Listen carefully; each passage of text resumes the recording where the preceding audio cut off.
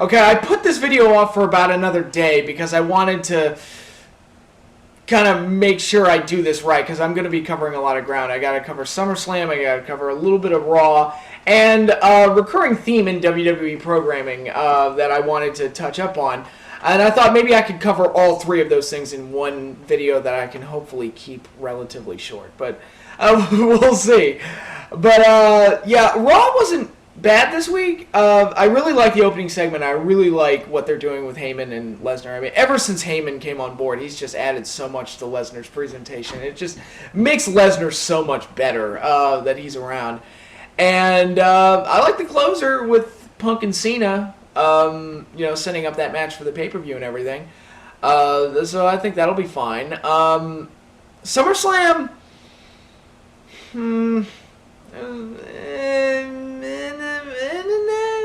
I guess I'd sum it up. I mean, I'm not going to sit here and say it was like one of the worst fucking shows ever, but it was just kind of blasé, I guess, and kind of just, just kind of shrugged my shoulders like, it was a show. A little disappointing in places, but going over it, the show opened up with a very good match, which I thought was by far the best match on the show, which is can be a problem if you peak in the first match. Dolph Ziggler versus Chris Jericho, very good match. They had the type of match that I expected them to have. They worked very well with each other. Why the hell did Jericho go over? And yeah, thanks for making me look like an idiot. Like I said that in my video, and that Jericho never goes over when he shouldn't. And what? Do you want to make me look like an idiot, or did I bring that on myself? Is that what this is? But yeah, very good match. I'm just sitting here thinking, it's like, look, you've got a guy who's got the money in the bank. You want to push him to the world title. You got to build his heat before you do that, and you have him lose to the guy that's leaving the next day. I don't understand that. And then on Raw, they do the match which was really lazily written, I thought, where AJ just out of nowhere says, I'm going to fire Jericho if he loses. No reason, no explanation. They just do it just to do it. Which I'm thinking, well, why wasn't that the SummerSlam match? Why didn't they make the story heading into SummerSlam Jericho saying, look, I want to prove I can win the big one. I'm so certain I can win. I'll put my career on the line. It's just something to bite into. It just felt kind of rushed that, his contract's on the line? Why? But, okay. And then they do the match. Ziggler wins, obviously, because, we all knew Jericho was leaving, which is the right decision. Ziggler should go over. He should have gone over at SummerSlam, and if you wanted to have him wrestle twice, then he should have gone over the next night. Because if Jericho's leaving, he's expendable, and you can use him to give wins to guys that you want to push. But then after the match, Jericho kicks his ass. And Ziggler won fair and square, so it really made Jericho look like a sore loser, I thought. I'm like, well, okay, who's the heel here? And that's kind of what I wanted to talk about a little bit. There's so many cases on Raw this week where I felt like the baby faces are kind of being bullies and the heels are kind of the victims, I feel. And I'm just sitting there thinking, it's like, I'm kind of feeling sorry for the quote-unquote bad guy. I mean, back in the Attitude Era, you had guys like Stone Cold Steve Austin who were basically heels that were baby faces, but they turned their venom on people that deserved it and people that, warranted it, and people that were worse than the babyface was, like a Vince McMahon or like The Rock when he was the corporate champion and things like that. And that's why it worked. But here it's like, I don't know, I just wind up, it's the Wile E. Coyote syndrome, I guess, where Wile E. Coyote is supposed to be the bad guy, but he suffers so many misfortunes, I just kind of feel sorry for him. And with the Ziggler-Jericho thing, it's like, look, Ziggler won fair and square, dude. Why are you beating the hell out of him? It's like, what? I mean, dude, you're a dick. and I also thought it was a mistake to do that because, again, you want to push Ziggler, you want to build his heat. I think it should have been the other way around. I think he should beat the shit out of Jericho, and that's the last image you see of Jericho until he comes back. Whatever you want to do, because Jericho's probably going to come back. If you want to bring Jericho back in time for Mania, that would be your time to, that would be your go-to, is that Ziggler ended his career, got him fired, and beat the hell out of him on his way out. And if you want to do a rematch down the road, there you go. There's your hook. And even if you don't want to do a rematch down the road, hey, he's the guy that beat the shit out of Jericho on his way out. there's your heat right there, and you could set Ziggler up for somebody else to take down. Ziggler wins the world title, and then, he runs with the belt for a while, and then in the while, you build up a babyface to eventually take him down after he's built up months and months of heat. That's just what you do, but that's not what they like to do for whatever reason. I disagree with the decision of having Jericho just completely kick his ass, because it made Jericho look like a dick, and it kind of took away Ziggler's heat a little bit when they just have Ziggler stand tall. Why not? Actually, I'll tie this into what I liked about the next match. Daniel Bryan finally got a win. He got a win over Kane. It's like, oh, thank God. And then the next night on Raw, Kane tries to get his hands on him. He runs away. And Kane gets all pissed off and everything. It's like, well, you know what? I'm not saying it's the greatest thing in the world. I'm not saying it's the most creative thing that they've ever written. But, hey, it's 2 nights in a row the heel was able to get away and kind of worm away. The cowardly heel was able to worm away and avoid getting his ass kicked. And, that's a good way to build his heat and build anticipation for when he eventually does get his ass kicked. That's how you got to make those things. When the heel gets his comeuppance, you have to make that matters. And at least for 2 nights, they built something into Daniel Bryan. Hopefully they continue that trend. We'll see how they go from there. Then you had Miz versus Rey Mysterio. Again, I don't give a shit about the IC title because WWE is giving me no reason to give a shit about the IC title. Miz and Rey pretty much did what they could with this. It was a solid enough match. Great effort. It's just not a whole lot of reason to care because there was no story. Neither guy's really been pushed all that strong. Like I said, the title's just gone back to being like the belt that former world champions fight over when they have nothing else to do with them. So it had a lot of those problems with it, but overall the match was solid enough, so I'm not going to rag on it too much. Then we got Sheamus versus Alberto Del Rio, which was fucking horrible. A really boring ass match. Then it got good in the last couple of minutes. I was like, alright, this match turned out okay, so I'll be nice to it. And then they do that stupid fucking finish. And I was like, no, fuck you, back to shit. That match is right back to shit.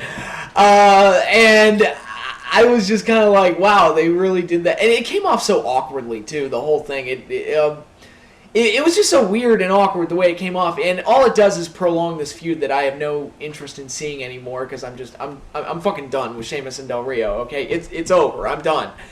And, it was so funny. When they did the finish, the first words out of my mouth, my first response was, God damn it, TNA. Fuck. It was, oh, wait. I mean, fuck you, WCW. Wait. Fuck.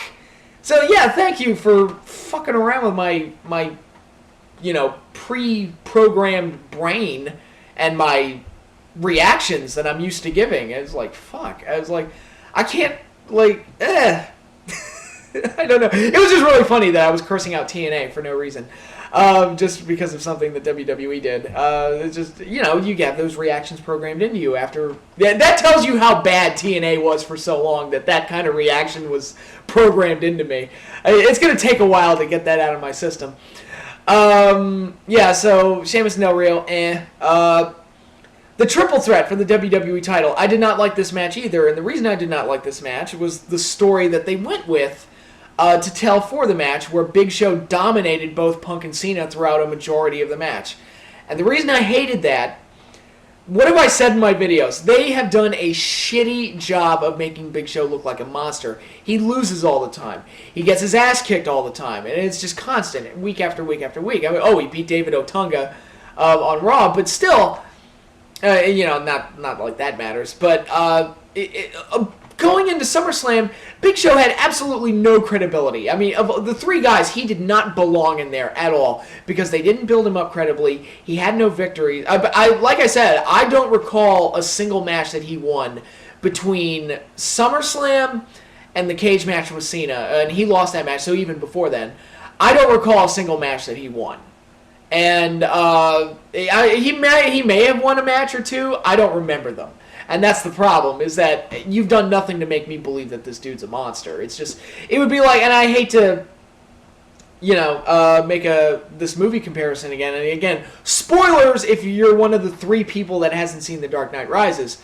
But The fight between Bane and Batman in the middle of the movie, the first fight that they have, is awesome. And Bane basically just destroys Batman. He just fucks him up royal. The shadows betray you because they belong to me. And shit like that. He just fucking fucks Batman up. And it was believable, and I bought it, because they spent the entire movie up to that point building up Bane as an unstoppable monster that's merciless and kills everything in his path. If Bane had gotten his ass kicked 10 times prior to that point, that fight would have completely lost me. Like, the movie would have completely lost me at that point. Because, look, I don't buy it. Because Bane's a bitch, okay? You didn't build him up. It's like, I don't buy him as a monster. I saw him get his ass kicked 10 minutes ago. And now all of a sudden he's able to completely dominate Batman? Fuck that shit. I don't buy it. And it was the same thing here. I don't buy that Big Show can dominate Cena and Punk based on how you presented him on television. I don't buy it. Didn't he have 2 matches with Punk that went 50-50? I mean, I'm sorry. And now all of a sudden the entire match has worked around him kicking 2 guys' ass. And I'm like, I don't buy it. You lost me. You just completely lost me. That's not Big Show's fault. That's not Cena's fault. That's not Punk's fault. That's Creator's fault because you didn't stick to your guns in making Big Show a monster and making me buy it. It's one of those cases where they're like, look, Big Show's a monster because we say he is. Regardless of what we do, he's a monster because we say it. And we're going to say it a million times on commentary, despite the things that we do on TV that blatantly go against that. Hogan and Andre worked, aside from the whole best friends turn on each other story, which worked beautifully. Hogan and Andre at Mania 3 worked because Andre was a believable, unstoppable force to put up against Hogan. So when he dominated that match, it was like, God, Hogan's fucked. And it was easy to get sucked into that story. I can't get sucked into this story because they didn't set it up properly. So I didn't care for the 3-way. Although I did laugh when they did the double finish before the restart. It made me laugh because Cena's argument for why he should be the champion, where he was arguing his case to AJ, he said something to the effect of, look, I heard him tap, and I heard a bell. Okay, I heard a bell. And that just put the joke in my head. It's like, oh, Cena's a Pavlovian dog. When you hear the bell enough, you get the belt. That's what Cena's programmed to think. That's what the Cena character has been programmed to think. When I hear a bell, I'm supposed to be the champion. That's how this works. That's how this poop works. I would say shit, but I can't say shit because we're PG up in here, boy. But, I thought that was really funny. Although, and again, going back to the finish, they kept talking about what a controversial win it was for Punk. It's not controversial because he won completely within the structure of the rules. So somehow Punk is this major villain because he won a 3-way match completely within the structure of the rules. What's he supposed to do? Let Cena take the pin? I know Jerry Lawler gave Jericho that advice a couple weeks ago on Raw. It's like, yeah, I want to let Miz take the pin there. Yeah. Great analytical commentary there, Lawler. But, yeah. And going back to Sheamus and Del Rio for a second, I love how they continue, again, building on the theme of how are they the heel again. So Sheamus basically cheated to win. I mean, there's your controversial finish. And nothing Punk did was controversial. Cena did the work and he got the pin, but Punk acted entirely within the confines of the rule. Sheamus, he fucking cheated, okay? He fucking cheated. Del Rio's foot was on the fucking rope, and there was a case where the match should have been fucking restarted. I mean, if you want to split hairs. And then the next night on Raw, Sheamus fucking cheats to screw Del Rio out of a match. So again, and I talked about it with the build-up to this feud, whereas I see Del Rio as the babyface. Here we are again. How is Del Rio the heel here? I don't understand it. It's like Sheamus just is coming off like a bully here. And anything Del Rio does to retaliate, I think is completely justified. Like when he had, first of all, I would have called the cops, but when he had those fake cops beat him up, I'm like, yeah, Sheamus totally deserves that. Totally, completely, utterly deserves that for what he did. And, Sheamus goes completely rewarded for what he does, and Del Rio almost got punished by losing his title match, which, again, makes no sense. But, didn't care for the 3-way. And then we got the musical performance, which sucked, but, we expect that from wrestling. Although I did find it really funny when they cut to Fred Durst and he flipped the crowd off. And then when I read he got escorted from the audience, from the show, I'm like, yeah, that's really funny. I think that's funny. What the hell was he doing there in the first place? He's Fred Durst. You don't let him anywhere. He's not even human. He's subhuman, and his 15 minutes of fame are up. He shouldn't be allowed anywhere. Why would you even put him on TV? He's Fred fucking Durst. I mean... Fuck him. I was like, he doesn't deserve your time. You're better than him, WWE. You don't need him fucking on your show. But I thought that was really funny. He flipped the camera off and then he got escorted from the show. It was like, that's really fucking funny. But it's like, he's a douchebag. He's a piece of shit. But then we got the main event. And Lesnar versus Triple H, which, again, internet media... They're always right. The news stories that break in wrestling. I thought I read that the three-way was going to close SummerSlam. It's just, I love all these news stories that people take as gospel. Oh, the three-way is going to close SummerSlam, and Rock and Cena for WrestleMania is going to get canceled. And so many of these stories are fucking wrong. And yet people still take them seriously. I'm just saying, you got to take what the internet says with a grain of salt. But, yeah, there's that. But Brock and Triple H, I thought the finish was cool. Brock needed to go over for the reasons that I talk about, where you got to build a guy's heat. It services a lot better if you've got Brock for all these big matches that you want to do. It services him better to keep winning and winning and winning and be this unstoppable killing machine, and then eventually set him up for a fall at the hands of a new babyface. That's how this shit works. It's dramatic writing adapted to professional wrestling. But, I like that Lesnar went over. I like what they did the next night on Raw. And I thought the finish was cool and how they set the finish up. The match itself, it was kind of... And I said this about the show as a whole, but this was the disappointing part of the show for me. It was kind of blasé. I thought it was kind of just an ordinary match. And, fucking give me a cookie. I mean, how many times have you heard me say this? The Cena match was so much better. I save that for posterity because you won't hear me say that too often. But the Cena-Lesnar match was so much better because it was such an intense beating. Like, Cena got the fucking shit beat out of him, and it was believable because Brock's a monster, and they built him up to that point. And they had Brock built up to this point, even though he lost to Cena. Excuse me. At Extreme Rules, they had still done a believable job of building him up as this killing machine. So they had that going into SummerSlam. But the Cena-Lesnar match, when the bell started, and Lesnar just dominated him and just this vicious assault on Cena, it fucking worked. And it was like, God damn, Cena's getting the shit beat out of him. This is fucking awesome. And it presented Lesnar in a way to where he wasn't the typical WWE wrestler. He didn't have the typical match. He was a completely different animal that somebody like Cena and somebody like Triple H would have to have a completely different kind of match with, because he's just a completely different element being interjected into the show. But what this match didn't have that I felt the Cena-Lesnar match had in spades, this match felt like an ordinary wrestling match. It just kind of felt like heel beats him up, and then Triple H makes his comeback, and then they kick out of finishers, and then they do whatever the finish is, which, again, the finish was cool. You put the finish of this match on the Cena-Lesnar match, and you have the perfect 2012 Brock Lesnar professional wrestling match. But, it is what it is. But this match, it was kind of boring, I thought. I was just...